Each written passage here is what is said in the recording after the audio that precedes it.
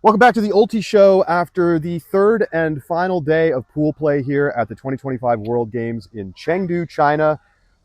Charlie Eisenhood, Robin Fennig, and we're standing on the spot where Elliot Bonet caught the game winner on Universe Point for France to head to the semifinals over Colombia in an absolute war of a game.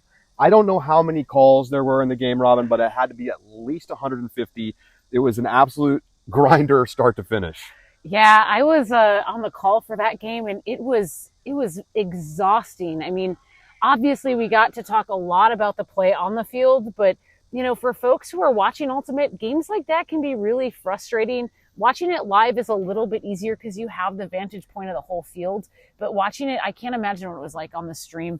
I mean, we did get to see some really athletic plays, especially down the stretch. We had that bid from Zoe Froger, wasn't able to secure that break to take the game. Manu's catch on the sideline, insane. Yeah, and then we got that, I think after half, there was I can't remember who it was, went up with Stangunek and then misread it and then had to lay out to catch it. There was a lot of action in this end zone, this game for sure.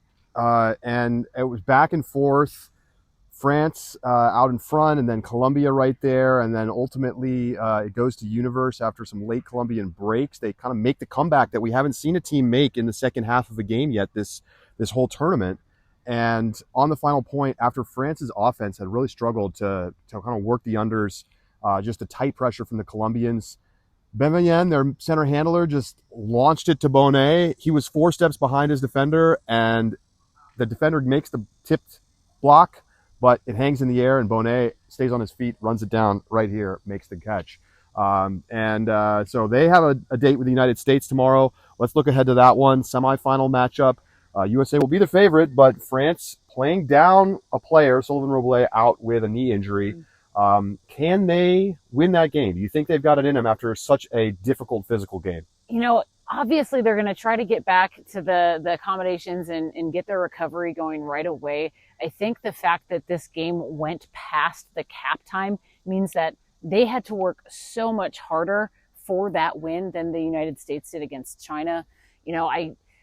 It's going to be a tight one. I hope that if France can come out with some poise and their reset game is working. I think in this game, we saw their resets dancing too much. That's not going to work against someone like Dylan Freechild, who's been locking down the resets.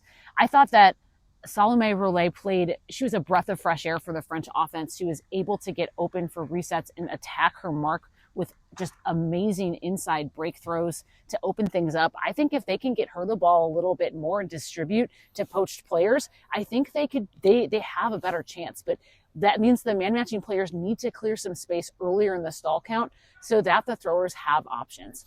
Some big defenders downfield like Michael Ng for the United States, who's been phenomenal all week. Probably going to see him match up on Bonet some. Going to be really interested to see how that goes. They're not just going to be able to throw it up to him like we saw in this game at a couple of points.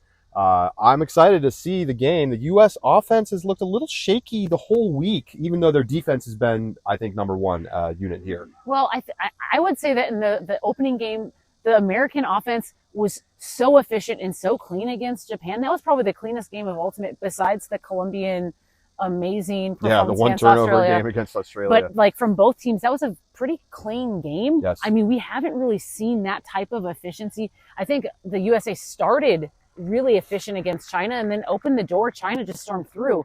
And I think France is the type of team that will do the same. If they open the door, France is going to just charge right through and take everything. I'm going to be interested to see. I think Leo Stangunek was in the backfield a lot for France.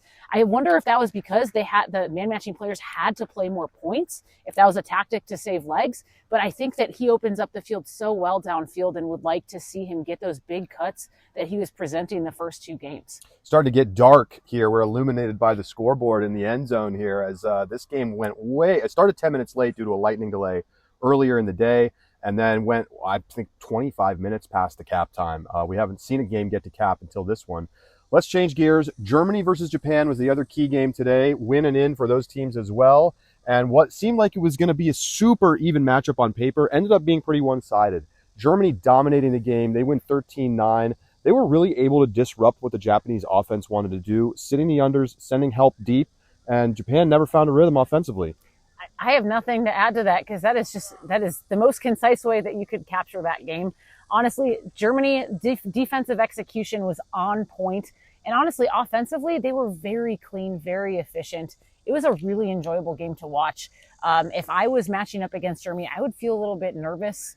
Canada, obviously, wondering what the playability status is for BDS tomorrow. Yeah. We have to wait to see from the medical team, but that's a pretty big impact. And Germany has some really good momentum. Canada had a lot of good moments today, but I don't know if it was more so that they looked so amazing as Australia is still struggling a bit. So again, that Canada-Germany game has the potential to be an instant classic. I'm really excited for it. Yeah, it's going to be spectacular. But as you mentioned, Dos Santos going down with a knee injury late in the game. Did not look great. Took her a long time to get back to her feet. And so we'll see about her availability tomorrow. Canada's women, a tighter rotation. Like, they can bring Beaudry over, I think, and probably get some good minutes there. But just a lot to ask. But what an incredible matchup between these two teams. It's going to be, I don't think you can easily pick a winner. I'm really interested to see who's going to take the Lev Kovalchuk matchup.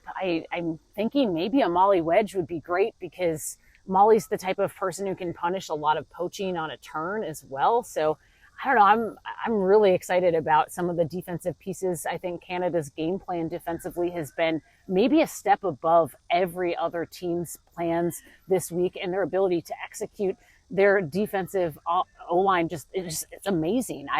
I'm really excited. I think this matchup's going to be great. Well, the two semifinals will be at 3:30 and 5:30 p.m. local time tomorrow. We're 12 hours ahead of Eastern time in the United States as kind of a barometer there. Before we wrap up, just as we kind of come out of pool play, who have been the individual players that have impressed you the most this week? Oh, wow. Honestly, I've been so impressed. I mean, this seems like a cop-out to say, but Michael Ng has been so great on defense. He's made so many great plays, and he's been very, very efficient offensively in transition, very few mistakes. I've been I haven't gotten a chance to see him play a lot of mixed ultimate before, so this is a breath of fresh air as a mixed player. I love how he plays. Also, I would also say that I've loved how BDS was attacking with her throws. Seeing her become more of like a distributor type cutter has been really exciting for me. And then also, honestly, Salome Roulet played so well today, and I want to see that role continue to expand for her tomorrow. Conrad Schloer has been another player who's had a standout weekend. I mean, just absolutely dominant in the air. And wow, I can't wait for that Canada-Germany game tomorrow. USA-France and Canada-Germany semifinals here at the World Games. We'll be back tomorrow on Friday for those. We'll see who's going to fight for a gold medal tomorrow night, same time, same place. We'll see you then.